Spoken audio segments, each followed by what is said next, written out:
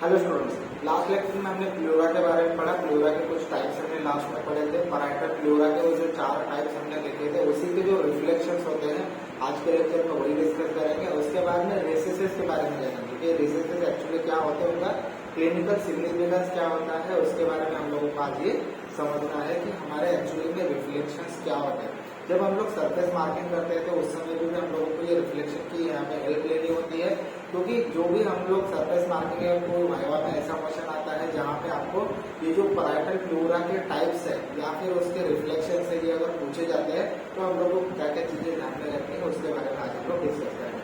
Last lecture जो हम लोग पढ़ रहे थे उसमें हमने 4 पैराइटल प्लूरा के टाइप्स देखे, ठीक है। तो फर्स्ट टाइप था हमारा सर्वाइकल प्लूरा, ठीक है।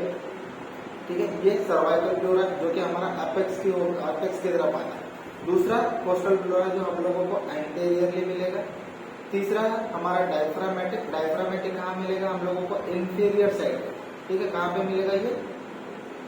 इंफीरियर साइड, ठीक है। ये इंफीरियरली मिलेगा। अब मीडियस्टिनम कहाँ पे मिलेगा? जो हमारी मिडलाइन होती है या फिर हमारी जो कार्डियक शैडो होती है, जहाँ पे हम लोगों को ये मीडियस्टिनम प्लूरा मिलने वाला है। और ये जो 4 टाइप्स है ये एक्चुअली किसके हैं? पैराइटल प्लूरा, ठीक है। पैराइटल प्लूरा के ये 4 टाइप्स है। अब जब हम लोग पैराइटल प्लूरा पढ़ेंगे तो ये जो पैराइटल प्लूरा ये चारों जो टाइप्स है, मतलब कोस्टल, डायफ्रामेटिक, मीडियस्टिनम और सर्वाइकल। सर्वाइकल कहाँ है? एकदम ऊपर साइड पे जो हमारे लग के अपेक्स बनते हैं, वहाँ पे हमारा सर्वाइकल प्लूरा पड़ेगा। तो ये जो चारों जहाँ पे मीट करते हैं वो पॉइंट होता है लाइन ऑफ रिफ्लेक्शन, ठीक है। जब हम लोग लाइन ऑफ रिफ्लेक्शन स्टार्टिंग में पढ़ रहे थे उस समय पे हमने ये चीज पढ़ी थी कि यहाँ पे जो रिफ्लेक्शन होता है वो किस चीज का हो रहा है? हमारे पैराइटल प्लूरा का हो रहा है। जब हम लोगों ने इसका एम्ब्रियोलॉजी का पार्ट देखा तो जो लाइन ऑफ रिफ्लेक्शन है, मान लीजिए हमारा एपेक्स का पार्ट है लंग का, तो यहाँ पे हमारा बन रहा है सर्वाइकल प्लूरा, ठीक है। तो ये जो सर्वाइकल प्लूरा है यहाँ से आगे से आएगा तो ये कहाँ पे मीट करेगा? ये हमारे एंटीरियर साइड में मीट करेगा। ये जो हमारा ये पोस्टीरियर प्लूरा होगा और यहाँ पे हमारा ये एंटीरियर प्लूरा है, ठीक है। तो इस तरह से ये चारों ओर से जो हमारा प्लूरा फैला हुआ है हमारे लंग्स के पेरीफेरी में या फिर लंग्स के सराउंडिंग में, ये हर जगह पे मीट करता है एक दूसरे के लिए, ठीक है। तो सर्वाइकल प्लूरा मान लो हमारी मीडियस्टिनल से यहाँ पे सर्वाइकल मीडियस्टिनल के साथ जहाँ पे ये मीट करेगा मीडियस्टिनल प्लूरा के पास, वहां पे एक रिफ्लेक्शन बनाएगा। ये फिर एंटीरियर के साथ जब कंटिन्यू करेगा फिर उसके बाद में इंफीरियरली जाएगा, तब यहाँ पे एक रिफ्लेक्शन शो करेगा। उसी को हम लोग कहेंगे लाइन ऑफ रिफ्लेक्शन। तो ये जो लाइन ऑफ रिफ्लेक्शन है हम लोगों को एग्जैक्टली कहाँ मिलते हैं उसके बारे में हम लोग आज पढ़ेंगे। तो अगर हम लोग यहाँ पे ये डायग्राम देखेंगे, ये लंग्स की और उसके साथ साथ प्लूरा के रिफ्लेक्शन के डायग्राम है, और इसमें हम लोग जब कंपेयर करते हैं तो जो हमारा स्टर्नम होता है और उसके साथ साथ जो कोस्टल मार्जिन इसके साथ अटैच होती है उसके साथ हम लोग एक ज्वाइंट देखते हैं जिसको हम लोग कहते हैं स्टर्नोक्लेविकुलर जॉइंट। मतलब जहाँ पे हमारा क्लेविकल कोड है हमारे स्टर्नम के साथ अटैच होता है, that point is called as sternoclavicular joint. और ये स्टर्नोक्लेविकुलर जॉइंट है, उसका क्या क्लिनिकल सिग्निफिकेंस है, उसके साथ साथ हमारे प्लूरा के साथ इसका क्या रिलेशन है, उसको अगर समझेंगे तो यहाँ पे एक चीज नजर आती है, ये हमारा क्लैविकल, ठीक है। ये जो क्लैविकल है उसका ये जो पार्ट है जो यहाँ पे डायग्राम में शो किया है ये मीडियल 1/3 का पार्ट होगा, ठीक है। ये मीडियल की तरफ है तो मीडियल 1/3 का पार्ट है। उसके बाद यहाँ पे अगर देखेंगे दिस इज योर स्टर्नम, ठीक है। ये स्टर्नम का है और ये यहाँ पे क्या स्टर्नम का पार्ट कौन सा है? मैन्यूब्रियम, ठीक है। ये कौन सा पार्ट है स्टर्नम का? मैन्यूब्रियम। ये एक्चुअली हमारा स्टर्नम है और यहाँ पे होती है हमारे जिग्मॉइड प्रोसेस, ठीक है। तो ये 3 चीजों का यहाँ पे क्या सिग्निफिकेंस आता है उसको एक एक करके समझेंगे। ये हमारा मैन्यूब्रियम हुआ, ये हमारा स्टर्नम हुआ और यहाँ पे प्रेजेंट होता है हमारा जिग्मॉइड। तो यहाँ पे जब हमारा क्लैविकल कनेक्ट करता है ये पॉइंट क्या कहलाएगा? हमारा स्टर्नोक्लेविकुलर जॉइंट, ठीक है। स्टर्नोक्लेविकुलर जॉइंट कहलाएगा, ठीक है। इसके बाद में यहाँ पे जब ये मैन्यूब्रियम स्टर्नी हमारे स्टर्नम के साथ यहाँ पे अटैच होता है, that point is called manubrio sternal joint. क्या कहेंगे हम लोग उसको? मैन्यूब्रियो स्टर्नल जॉइंट इसको हम लोग कहेंगे। और यहाँ पे जब ये स्टर्नल पॉइंट जो है या फिर स्टर्नम का बोन यहाँ पे जब जिग्मॉइड प्रोसेस को यहाँ पे ये मीट करता है तो यहाँ पे इसको हम लोग कहते हैं जीपी स्टर्नल जॉइंट, ठीक है। ये हुआ जीपी स्टर्नल जॉइंट। अब ये 3 जॉइंट का यहाँ पे क्या क्या सिग्निफिकेंस आता है उसको समझेंगे। अगर हम लोग पैराइटल प्लूरा को पहले देखेंगे, जब हम लोग ट्रेस करते हैं पैराइटल प्लूरा तो हम लोगों को क्या करना है, पहला पॉइंट बनाना है जो हमारा क्लैविकल है, ठीक है।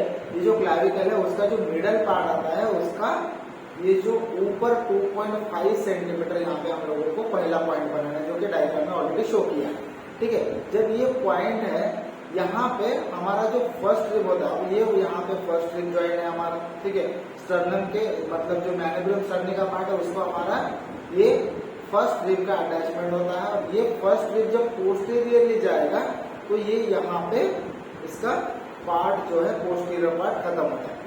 अब एक चीज हम लोगों को ध्यान में रखनी है कि ये जो पॉइंट यहाँ पे मतलब ये जो एंगल बनता है जहाँ पे हमारे पोस्टीरियर रिब पहुंचती है या फिर फर्स्ट रिब का पोस्टीरियर पार्ट यहाँ पे जब आता है तो ये जो रिब जहाँ पे खत्म होती है वहां पे हमारा जो पैराइटल प्लूरा का सर्वाइकल पार्ट है वो खत्म होता है, ठीक है। मतलब क्या हुआ कि जहाँ पे हमारा फर्स्ट रिब का जो पोस्टीरियर पार्ट है वो खत्म होगा, वहां पे हमारा पैराइटल प्लूरा का सर्वाइकल पार्ट खत्म होता है। ये सर्वाइकल पार्ट जो है ये कभी भी इसके बियॉन्ड मतलब इसके ऊपर नहीं होता, ठीक है। अगर आपको ज्वाइन करना है या फिर आपको यहाँ से रिफ्लेक्शन दिखाना है तो ये पॉइंट का रिफ्लेक्शन कहाँ तक आएगा, ये हमारे फर्स्ट रिब है, सिर्फ यहीं तक आएगा, ठीक है।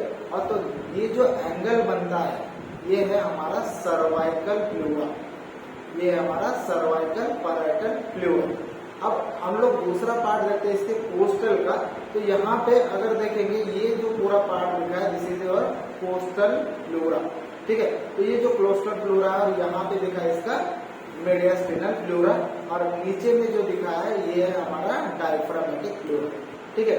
तो इसको एक एक करके समझें। जब आपने ये पहला पॉइंट बनाया इसके बाद में यहाँ पर ये क्या हुआ, ये हुआ हमारा सर्वाइकल प्लूरा। और ये जो सर्वाइकल प्लूरा है ये कोस्टल मार्जिन के बियॉन्ड है। अब कोस्टल मार्जिन कहाँ पे है, ये एक्चुअली हमारे एंटीरियर कोस्टल मार्जिन है, ठीक है, या फिर कोस्टल कार्टिलेज है। तो कोस्टल कार्टिलेज के बियॉन्ड या फिर जहाँ पे कोस्टल कार्टिलेज का यहाँ पे कनेक्शन ज्यादा नहीं रहेगा ऐसा ये पार्ट आता है। ये जो पार्ट होता है इसको हम लोग डिवाइड ऑफ कोस्टल कार्टिलेज कहते हैं। और पैराइटल प्लूरा जहाँ पे कोस्टल मार्जिन के साथ अटैच नहीं है ऐसे 5 पॉइंट है, ठीक है। 5 पॉइंट पे ये पैराइटल प्लूरा जो है कोस्टल मार्जिन के बियॉन्ड प्रेजेंट होता है। वो कौन से होंगे, ये तो पहला पॉइंट हुआ, ये दूसरा पॉइंट। अब राइट साइड में एक पॉइंट प्रेजेंट होगा, लेफ्ट साइड में प्रेजेंट होगा। तीसरा पॉइंट आता है इसका, यहाँ पे अगर देखेंगे ये 7th रिब के साथ यहाँ पे अलॉन्ग जाता हुआ, लेकिन राइट साइड में ये जो पैराइटल प्लूरा की लाइन है ये कोस्टल मार्जिन के बियॉन्ड है, ठीक है। लेकिन लेफ्ट पार्ट में देखेंगे या फिर लेफ्ट साइड में देखेंगे तो यहाँ पे प्रेजेंट है कहाँ पे, ये कोस्टल मार्जिन के अलॉन्ग है, लेकिन यहाँ पे कोस्टल मार्जिन के बियॉन्ड प्रेजेंट होती है। इसको हम लोग कहते हैं जीपी कोस्टल एंगल, ठीक है। तो क्योंकि ये जीपी स्टर्नम है, सॉरी ये जिपॉइड प्रोसेस है और ये हमारे कोस्टल मार्जिन है, तो इन दोनों के बीच में जो एंगल बन रहा है उसको हम लोग कहेंगे जीपी कोस्टल एंगल। अब इसका इंपॉर्टेंस हम लोग आगे करके एक समझेंगे। तो ये तीसरा पॉइंट हुआ, ठीक है। और उसके बाद में जो चौथा पॉइंट होता है, जब हमारे ये जो पैराइटल प्लूरा का पार्ट है जब पोस्टेरियरली जाता है, ठीक है, जब ये पोस्टेरियरली जाएगा तो पोस्टेरियरली क्या होता है कि मान लो ये हमारा ये है हमारा वर्टेब्रल कॉलम है, यहाँ पे हमारे वर्टेब्रेस प्रेजेंट होती है। और जब इसका पोस्टीरियर पार्ट हम लोग देखते हैं तो यहाँ पे जो हमारी 8th रिब होती है, ठीक है, ये 8th रिब है।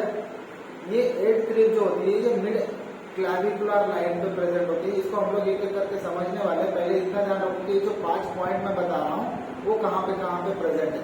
ये पहला पॉइंट हुआ, ये दूसरा पॉइंट हुआ, यहाँ पे तीसरा पॉइंट हुआ जहाँ पे हमारा पैराइटल प्लूरा यहाँ पे जो कोस्टल मार्जिन प्रेजेंट है उसके बियॉन्ड है, ठीक है। चौथा पॉइंट हम लोग पढ़ते कहाँ पे हैं, ये 8th रिब है मान लो, ठीक है। 8th रिब एक्चुअली जहाँ पे कनेक्टेड है, यहाँ पे जो पॉइंट बना है 8th रिब पे, ये पैराइटल प्लूरा का यहाँ पे इंफीरियर बॉर्डर है, ठीक है। इसको हम लोग डायफ्रामेटिक कंसीडर करेंगे। तो ये जो 8th रिब है यहाँ से अगर आगे जाएंगे तो पोस्टीरियरली जब जाते हैं तो ये 10th रिब पे कनेक्ट होता है, ठीक है। कहाँ पे कनेक्ट होता है, 10th रिब पे। और जैसे जैसे और पोस्टीरियरली जाएंगे तो ये कहाँ पे कनेक्ट होता है, हमारे वर्टेब्रल कॉलम के 12th वर्टेब्रा पे, 12th थोरैसिक वर्टेब्रा। ठीक है, तो हम लोगों को समझना क्या है कि जब हम लोग एंटीरियर टू पोस्टीरियर जाए, ठीक है, तो एंटीरियरली यहाँ पे हमारा जो 8th रिब है, 8th रिब का मिड क्लैविकुलर जॉइंट, ठीक है, मिड क्लैविकुलर मतलब ये जो मिड क्लैविकुलर लाइन बनती है, यहाँ पे हमारी 8th रिब है, जो पॉइंट पकड़ के हम लोग अगर पोस्टीरियरली और कंटिन्यू करेंगे तो जो हमारी मिड एक्सिलरी लाइन होगी, मिड एक्सिलरी लाइन मतलब कौन सी हुई, जो हमारी शर्ट का स्टिचिंग आता है, ठीक है, तो ये जो शर्ट का स्टिचिंग बीच में आता है ये हमारी मिड एक्सिलरी लाइन होती है। तो मिड एक्सिलरी लाइन के यहाँ पे जब जाओगे ये पॉइंट को पकड़ के तो वो आता है हमारी 10th रिब, ठीक है, और अगर पीछे जाओगे हमारे वर्टेब्रा की तरफ तो ये कनेक्ट करता है हमारे 12th वर्टेब्रा के पास या फिर 12th थोरैसिक वर्टेब्रा के पास। और यहाँ पे होता क्या है कि ये जो 10th रिब है और ये 12th वर्टेब्रा है, यहाँ पे प्लूरा की मार्जिन आती है, ये प्लूरा की मार्जिन है। और यहाँ पे दूसरा अगर लंग्स का मार्जिन देखेंगे, ठीक है, ये लंग्स का मार्जिन इसके 10th वर्टेब्रा पे आता है, T10 पे आता है, उसको हम लोग बाद के पार्ट में समझेंगे, ठीक है, तो ये 10th का पार्ट आता है। तो यहाँ पे अगर हम लोग देखेंगे ये हमारी पैराइटल प्लूरा की अल्टीमेट मार्जिन होती है, फिर एंडिंग मार्जिन होती है। लेकिन अगर हम लोग यहाँ पे देखेंगे जो हमारी रिब होती है वो रिब खत्म होती है हमारी ये T10 लेवल, ठीक है, तो यहाँ पे ये जो पार्ट होता है पैराइटल प्लूरा का ये रिब के बियॉन्ड है, बराबर, ये रिब यहाँ पे खत्म हो गई हमारी और यहाँ पे हमारा ये पार्ट जो होता है ये बियॉन्ड होता है हमारी कोस्टल मार्जिन के पास। और ये जो पार्ट कहलाता है यही हमारा डिवाइड ऑफ यहाँ पे कोस्टल मार्जिन कहलाता है, ये होता है हमारा राइट साइड का। और सेम चीज हम लोगों को लेफ्ट साइड में भी मिलती है। इसका मतलब है कि हमारा जो पैराइटल प्लूरा है कोस्टल मार्जिन के बियॉन्ड प्रेजेंट है, कहाँ कहाँ पे, एक तो पहला हमारे अपेक्स पे, दूसरा हमारे लेफ्ट अपेक्स पे, तीसरा होता है जो एंगल बनता है राइट जीपी कोस्टल एंगल जिसको हम लोग कहते हैं, उसके बाद में जो चौथा होता है वो हमारे पीछे जब 10th रिब के बियॉन्ड ये प्लूरा प्रेजेंट होता है और हमारी राइट साइड में भी सेम प्रेजेंट है, ठीक है। तो ये 5 पॉइंट हम लोगों को याद रखते हैं। अब समझते हैं पैराइटल प्लूरा का आगे का मार्जिन कैसे है। जब पहला पॉइंट हमने यहाँ पे बनाया, ठीक है, दूसरा पॉइंट एक्चुअली हम लोगों को बनाना है जो हमारा यहाँ पे मैन्यूब्रियम और स्टर्नम का जो यहाँ पे जंक्शन है, वहाँ पे जो मैन्यूब्रियो स्टर्नल जंक्शन है वहाँ पे दोनों साइड पे एक पॉइंट बनाना है, ठीक है, ये एक पॉइंट बना, ये एक पॉइंट बना। अब जब हम लोग राइट साइड के प्लूरा की बात करते हैं तो ये जो प्लूरा है ये आगे कंटिन्यू करेगा हमारी ये पॉइंट, ठीक है, तो ये पॉइंट क्या बना रहा है हमारा यहाँ पे एंटीरियर साइड बना, ठीक है। अब उसके बाद में ये पॉइंट कंटिन्यू होगा कहाँ तक, यहाँ पे जो हमारा जिग्वाइड प्रोसेस और स्टर्नम का यहाँ पे जंक्शन है वहां तक ये स्ट्रेट कंटिन्यू करेगा पैराइटल प्लूरा, ठीक है, ये पैराइटल प्लूरा स्ट्रेट कंटिन्यू करेगा। अब इसके बाद में हम लोगों को एक चीज समझनी कि जो पैराइटल प्लूरा है जब हम लोग ये इंफीरियर साइड पे देखते हैं तो इंफीरियर साइड पे ये एक्चुअली कर्ड होगा, ठीक है, और ये कर्ड कहाँ से होता है, जब मान लो ये जो है पॉइंट है हमारा, ये कौन सा है हमारा जीपी स्टर्नल जॉइंट है, और जो जीपी स्टर्नल जॉइंट है यहाँ से ये कर्ड होता हुआ हमारी 8th रिब के अलॉन्ग जाता है, ठीक है, कहाँ से जा रहा है ये 8th रिब के अलॉन्ग, और 8th रिब के हमारा जो मिड क्लैविकुलर जॉइंट होता है या फिर मिड क्लैविकुलर लाइन जो प्रेजेंट होती है ये है हमारी मिड क्लैविकुलर लाइन जहाँ पे ये मीट करता है, ठीक है। तो ये कैसे गया, यहाँ से पहले पॉइंट से हम लोगों को ये दूसरा पॉइंट बनाना है, कहाँ पे हमारा मैन्यूब्रियम और स्टर्नम का जहाँ पे जंक्शन है वहाँ पे दूसरा पॉइंट बनेगा, यहाँ पे बनेगा हमारा तीसरा पॉइंट। अब ये तीसरे पॉइंट से हम लोगों को इसका रिफ्लेक्शन याद रखना है जो कि हम लोग डायफ्रामेटिक प्लूरा को कहेंगे, और ये जो प्लूरा है यहाँ से कर्व होता हुआ हमारी 8th रिब का जो मिड क्लैविकुलर लाइन होगा यहाँ तक ये यहाँ पे एक्सटेंड करा। अब यहाँ से एक चीज समझनी जो हमने अभी इसके रिफ्लेक्शन के टाइम पे समझी कि जो हमारा वर्टेब्रा है ये मान लो ये T12 वर्टेब्रा है, ठीक है, और ये एक्सटेंड करता है हमारा C7 तक, ठीक है, एक्चुअली जो हमारा प्लूरा है वो C7 तक यहाँ पे एक्सटेंड करता है, इसीलिए यहाँ पे ये जो 8th रिब है मान लो ये 8th रिब यहाँ पे आ गई, ठीक है, ये 8th रिब हो गई हमारी, और ये कहाँ पे है मिड क्लैविकुलर लाइन पे, अब हम लोगों को ये जो लाइन है, ये जो लाइन यहाँ पे दी गई, जब पोस्टीरियरली जाते हैं तो ये डायग्राम में नहीं शो किया है, ये जो पोस्टीरियरली जब जाएंगे तो यहाँ से नीचे अगर जाओगे तो यहाँ पे आएंगे हमारे 10th रिब, ठीक है। 10th रिब का कौन सा पॉइंट हम लोगों को कैच करना है, mid axillary line, mid axillary line, ठीक है। और ये जो 10th रिब है जो हमारी मिड एक्सिलरी लाइन पे मीट कर रही है, ये आगे कंटिन्यू करके हमारी 12th वर्टेब्रा को ज्वाइन करेगी, ठीक है। कौन से, T12 वर्टेब्रा, थोरेसिक 12 वर्टेब्रा जो होगा वहां पे ज्वाइन करेगी और इसके बाद में मतलब इसके लाइन पे ज्वाइन करेगी और अलोंग द वर्टेब्रल कॉलम ये हमारा प्लूरा जो होगा पोस्टीरियरली ऊपर जाएगा कहाँ तक, C7 लेवल तक, ठीक है। और फिर ये हमारे सर्वाइकल वर्टेब्रा के साथ फिर से मीट करेगा। तो कुछ इस तरह से ये रिफ्लेक्शन बनता है, ठीक है। अगर ये यहाँ पे देखेंगे तो ये रिफ्लेक्शन कैसे बना, यहाँ पे जो पैराइटल प्लूरा का रिफ्लेक्शन हुआ, ये स्टार्ट हुआ हमारे अपेक्स से जो कि सर्वाइकल पार्ट बनाएगा, ये हमारा आगे कंटिन्यू करेगा हमारे स्टर्निंग और स्टर्नल के जॉइंट पे, उसके बाद में जीबी स्टर्नम जहाँ पे ज्वाइन होगा वहां पे, उसके बाद में ये आएगा हमारे नीचे 8th रिब तक, ठीक है। 8th रिब से फिर 10th रिब जाएगा, 10 से ये T12 तक जाएगा। अब इसको याद रखने के लिए हम लोग को क्या करना है, यहाँ पे 8 है, 10 है और 12 है, ठीक है।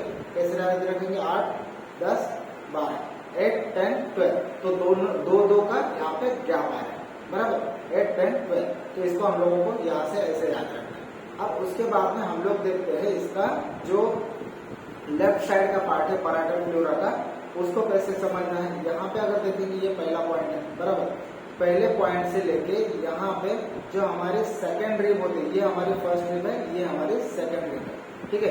तो पैराइटल प्लूरा जो होता है लेफ्ट साइड का पहला पॉइंट जो कि सर्वाइकल प्लूरा बना है, यहाँ से हम लोगों को सेकेंड रिब तक स्ट्रेट आना है, ठीक है। सेकेंड रिब तक यहाँ से स्ट्रेट आना है। उसके बाद में जब ये सेकेंड रिब तक आएगा, सेकेंड रिब से थोड़ा सा ये कर्व होगा, कहाँ तक होगा ये कर्व, हमारी 4th रिब तक, ठीक है। तो ये जो है हमारी 4th रिब। अब ये 4th रिब का यहाँ पे ये जो पॉइंट कनेक्ट कर रहा है, ये कर्व क्यों हुआ, क्योंकि यहाँ पे एक नॉच बनती है, ठीक है। यहाँ पे एक नॉच बनती है जिसको हम लोग कार्डियक नॉच कहते हैं, और ये लेफ्ट साइड में प्रेजेंट होगी। यहाँ पे जो सेकेंड रिब थी हमारी, सेकेंड रिब से ये कर्व होता हुआ हमारी 4th रिब तक पहुंचा, और ये जो 4th रिब है उसके बाद में फिर ये हमारे 6th रिब के अलाउंग यहाँ पे कंटिन्यू रहेगी, ठीक है। तो ये हमारी 4th रिब है, ये हमारे 5th रिब है और ये हमारे 6th रिब है। तो 6th रिब के अलाउंग यहाँ पे ये खत्म होगा। इसका मतलब है कि जो पोस्टीरियर मेडिस्टिनल प्लूरा है यहाँ पे जो बन रहा है, यहाँ से आएगा ये आगे सेकेंड रिब से कंटिन्यू करेगा 4th रिब तक, और 4th रिब से कंटिन्यू करेगा ये 6th रिब तक, ठीक है। तो इसको हम लोगों को याद कैसे रखना है, 2, 4, 6, ठीक है। कैसे याद रखेंगे, 2, 4, 6 से। तो इसका मतलब यहाँ पे भी 2 का गैप है, तो सेकेंड रिब तक ये स्ट्रेट है, सेकेंड रिब से 4th रिब तक थोड़ा सा कर्व है, उसके बाद में फिर से ये 6th रिब तक, इसके बाद में इसका कर्वेचर ये कंटिन्यू करेगा, ठीक है। तो ये हमारा कार्डियक नॉच बनाता है, ये जो एरिया बनता है दिस इज कार्डियक नॉच। अब इसके बाद में ये सेम उसी तरह पे जैसे कि हमारा राइट साइड का स्टर्नम प्लूरा बना था, सेम उसी तरह से ये रिफ्लेक्ट करके हमारे T12 वर्टेब्रा तक जाएगा, और उसके बाद में आगे कंटिन्यू करेगा वर्टेब्रल कॉलम के साथ C7, ठीक है। अब इसके बाद में हम लोग देखते हैं हमारी जो विसरल प्लूरा या फिर लंग्स की मार्जिन है वो कहाँ प्रेजेंट है। जैसे कि हमने बताया कि ये जो पार्ट है ये हमारा सर्वाइकल प्लूरा का पार्ट है, ठीक है। तो सर्वाइकल प्लूरा के अलोंग ये हमारा जो पिंक कलर से दिखाया है, ये पिंक कलर से जो दिखाया है वो लंग या फिर विसरल प्लूरा कह सकते हैं, ठीक है। तो इसका यहाँ पे मार्जिन कैसे बताया, ये जो प्लूरा है ये सेम हमारा जो पैराइटल प्लूरा का लेयर है या फिर लंग्स की जो लाइनिंग है, ये सेम पैराइटल प्लूरा को फॉलो करते हुए हमारे जो 4th रिब है, सॉरी 6th रिब है, वहां तक कंटिन्यू करती है, ठीक है। तो ये जो 6th रिब है, यहाँ पे 6th रिब का जो मिड क्लेविकुलर जॉइंट होता है, ठीक है। हमने जब पैराइटल प्लूरा देखते तो पैराइटल प्लूरा का लाइनिंग कहाँ पे था, ज्वाइनिंग कहाँ पे था, सॉरी 8th रिब पे, और जो हमारा लंग होता है एक्चुअली में प्रेजेंट वो कहाँ तक लाइन कर रहा है, 6th रिब तक। और उसके बाद में ये जब रिवर्स होगा, पोस्टीरियरली जाएगा, तो ये कहाँ पे जाएगा, ये हमारी ये जाएगा हमारी 8th रिब तक। ठीक है, ये जाएगा 8th रिब तक। और 8th रिब का कहाँ पे हम लोगों को ड्रेसिंग करना है, मिड एक्सिलरी लाइन पे। ठीक है, तो ये कौन सी लाइन है, मिड क्लैविकुलर लाइन है, और ये हमारी मिड एक्सिलरी लाइन। और उसके बाद में जब हम लोग वर्टेब्रल कॉलम के साथ इसको कंपेयर करेंगे तो ये जाएगा हमारे T10। ठीक है, तो इसका मतलब है कि जो पैराइटल प्लूरा का मार्जिन हुआ वो कहाँ पे हुआ, हमारी 6th रिब से। ठीक है, सॉरी, हमारी जो 8th रिब है, 8th रिब के मिड क्लैविकुलर लाइन पे, और 10th रिब के मिड एक्सिलरी लाइन पे, और 12th थोरैसिक वर्टेब्रा। ठीक है, ये पैराइटल प्लूरा का यहाँ पे एक्सटेंशन है। अगर हम लोग लंग्स का एक्सटेंशन देखेंगे तो वो कहाँ पे है, 6th रिब पे है। 6th रिब कौन सा, मिड क्लैविकुलर लाइन का पॉइंट। 8th रिब जो है मिड एक्सिलरी लाइन, और उसके बाद में T10 वर्टेब्रा, जो कि T10 वर्टेब्रा जो कि हमारा यहाँ पे कनेक्शन आ रहा है। तो इसका मतलब है कि यहाँ से ये फिर ऊपर की तरफ जाएगा C7 लेवल तक। अब ये जो लेवल है ये हमारी लंग्स का लेवल है। तो यहाँ पे लंग्स को कैसे याद रखेंगे, 6, 8 और 10। जब हम लोग पैराइटल प्लूरा को ट्रेस करेंगे राइट साइड में 8, 10 और 12 को याद रखेंगे। ठीक है, तो यहाँ पे ये जो पॉइंट बनता है, ये पॉइंट हमारा मिड क्लैविकुलर लाइन का। फिर ये पोस्टीरियरली जैसे बताया मैंने, पोस्टीरियरली जाएगा 8th रिब तक और आगे कंटिन्यू करेगा फिर वर्टेब्रल कॉलम के साथ। तो यहाँ पे जब हम लोग देखते हैं तो ये जो गैप बनता है, ठीक है, यहाँ पे ये 6th रिब है और ये यहाँ पे 8th रिब है। इसका मतलब है कि ये जो गैप बनता है ये ऑलमोस्ट 2 कोस्टल कार्टिलेजेस का गैप है। ठीक है, 2 कोस्टल कार्टिलेजेस का यहाँ पे गैप आता है, और ये जो गैप होता है इसको हम लोग कहते हैं कोस्टो डायफ्रामेटिक रेसेस। ठीक है, क्या कहते हैं हम लोग इसको, कोस्टो डायफ्रामेटिक रेसेस।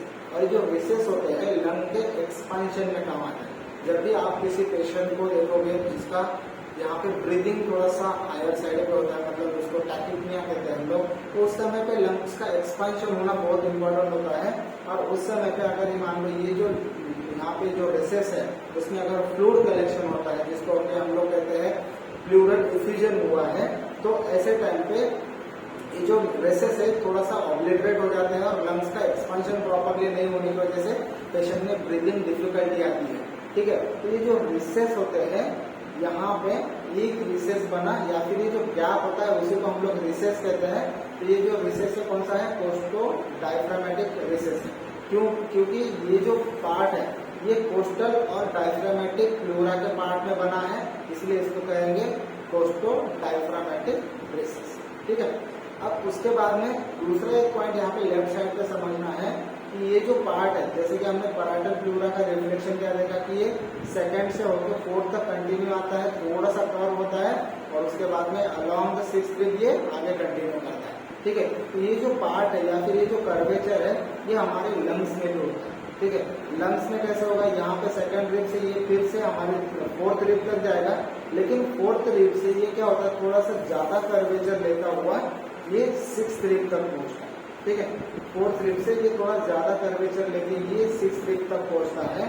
और ये जो गैप बनता है पैराइटल प्लूरा और विसरल प्लूरा के बीच में, यहीं पे हमारा हार्ट प्रेजेंट होता है। ठीक है, यहीं पे हमारा हार्ट भी प्रेजेंट होता है, इसीलिए इसको कहते हैं हम लोग कार्डियक नॉच। और ये जो एरिया है ये एरिया कहलाता है सुपरफिशियल कार्डियक डलनेस का एरिया, जहाँ पे आपको एक कार्डियक डलनेस फील होती है। ठीक है, तो ये जो एरिया है एक्चुअली अगर हम लोग इसको सरफेस मार्किंग के हिसाब से देखेंगे तो ये जो स्टर्नम के लैटरल बॉर्डर है, ये स्टर्नम के लैटरल बॉर्डर से अगर हम लोग यहाँ पे इसका डिस्टेंस देखेंगे लंग्स का, ये होता है 2.5 सेंटीमीटर। ठीक है, तो ये जो 2.5 सेंटीमीटर का डिस्टेंस है इसी को हम लोग कहेंगे सुपरफिशियल कार्डियक डलनेस एरिया। ठीक है, तो ये हमारा इसका रेसेस और हमारे पैराइटल प्लूरा के रिफ्लेक्शन का पार्ट है। ठीक है, तो यहाँ पे हमारा प्लूरा खत्म हो गया, आगे के लेक्चर में हम लोग कंटिन्यू करेंगे हमारे लंग्स के साथ। अब इसके बाद में हम लोग यहाँ पे एक चीज और समझनी है कि ये जो रिसेसेस और ये लंग के प्लूरा के जो रिफ्लेक्शन होता है वो क्यों जरूरी होती है, क्योंकि हम लोगों को जब भी डिसेक्शन करना होता है तो एक्चुअली हम लोग कौन से पार्ट का डिसेक्शन कर रहे हैं और कौन सा पार्ट हम लोगों को यहाँ पे डिसेक्शन के लिए इम्पोर्टेंट है, हम लोगों को लंग पंक्चर नहीं करने हैं, उस सारे एरिया को अगर हम लोग समझते हैं तो हम लोगों को ये गलतियां नहीं होती हमसे। कि अगर मान लो यहाँ पे जैसे कि ये जो एरिया है इसको हम लोग कहते हैं कार्डियक डलनेस का एरिया, अगर हम लोगों को ये पता है कि ये जो कार्डियक एरिया है इसके पेरीफेरी में इसका एक कवरिंग होता है जिसको कि हम लोग पेरिकार्डियम कहते हैं, और पेरिकार्डियम में भी फ्लूइड बना होता है, ठीक है। अगर मान लो किसी वजह से ये जो फ्लूइड का क्वांटिटी अगर ये बढ़ता है, ठीक है, तो उसको हम लोग पेरिकार्डियल इफ्यूजन कहते हैं, वो पैथोलॉजिकल कंडीशन होती है। और ये अगर ये पेरिकार्डियल इफ्यूजन अगर बहुत ज्यादा बढ़ा तो पेशेंट में हार्ट का जो पंपिंग है वो कम होता है, जिसको कि हम लोग कहते हैं कार्डियक टेम्पोनेट। अभी जो कार्डियक टेम्पोनेट की पैथोलॉजी होती है, ये जो कार्डियक टेम्पोनेट होता है इसका मतलब क्या होता है कि लंग की पेरीफेरी में जो ऑर्गन्स है या फिर जो भी स्ट्रक्चर है उसमें जो फ्लूइड भरा है या फिर कोई पैथोलॉजी हो जिसकी वजह से हमारा हार्ट पंप नहीं कर रहा है और उसकी वजह से क्या होता है कार्डियक फेलियर हो सकता है, ठीक है, क्योंकि हार्ट पंप भी नहीं कर रहा है। तो ऐसे समय पे हम लोगों को जो पेरिकार्डियल फ्लूइड है उसको यहाँ पे एस्पिरेट करना होता है, जिसको हम लोग पेरिकार्डियो सेंटेसिस कहते हैं। क्या कहते हैं हम लोग इसको? पेरिकार्डियो सेंटेसिस, ठीक है। और ये जो पेरिकार्डियो सेंटेसिस है अगर हम लोगों को करना है तो हम लोगों को एग्जैक्टली उसकी लोकेशन पता होनी चाहिए। तो हम लोगों को अगर लोकेशन ट्रेस करते हैं तो ये जो कार्डियक एरिया है हमारा, ठीक है, जो कार्डियक नॉच हमने बनाई, अगर हम लोगों को यहाँ पे लंग पंक्चर नहीं करने हैं, मतलब ये गलती हम लोगों को नहीं करना, लंग पंक्चर करोगे तो और प्रॉब्लम हो जाएगा। तो इसलिए जब हम लोग इसको ट्रेस करते हुए हम लोग जो पेरिकार्डियल फ्लूइड है उसको एस्पिरेट करने के लिए हम लोगों को पेरिकार्डियम में पहुंचना है। अगर कोई भी नीडल अगर हम लोग यहाँ से प्रिक करते हैं पोस्टीरियर साइड से या फिर एंटीरियर साइड से, तो हम लोगों को एक चीज याद रखनी है कि जो एरिया ऑफ कार्डियक डलनेस है, अब यहाँ पे जो एरिया ऑफ कार्डियक डलनेस है ये हमारा पैराइटल प्लूरा का लेयर है, बराबर। ये पैराइटल प्लूरा का लेयर ये लंग है, अब इसके बीच में ये जो गैप बनता है दिस इज 2.5 सेंटीमीटर गैप। अब ये जो एरिया है ये कहाँ पे बनता है? ये हमारे 5th रिब और 6th रिब के बीच में। इसका मतलब है अगर हम लोगों को पेरिकार्डियल सेंटेसिस करना है तो हम लोगों को कहाँ पे कर देना पड़ेगा? 5th और 6th रिब के बीच में, ताकि हम लोग लंग को पंक्चर ना करें। इसीलिए ये जो कार्डियक की एनाटॉमी है हम लोगों को यहाँ पे पता होनी चाहिए कि एग्जैक्टली हम लोगों को कहाँ पे ये न्यूरल ब्रेक करनी है, कहाँ से हम लोगों को एस्पिरेट करके फ्लूइड निकालना है, पेशेंट को ट्रीट करना है। तो ये 5th और 6th रिब के बीच में अगर हम लोग ब्रेक करते हैं तो हम लोग सीधे पहुंच जाएंगे पेरिकार्डियल कैविटी में, और ये जो लंग है उसको हम लोग डैमेज नहीं करेंगे, ठीक है। तो इसका ये क्लिनिकल सिग्निफिकेंस होता है। अब आगे के लेक्चर में हम लोग लंग्स के बारे में पढ़ेंगे और बाकी का जो रेस्पिरेटरी सिस्टम है उसको सब्सिक्वेंटली कवर करेंगे, ठीक है।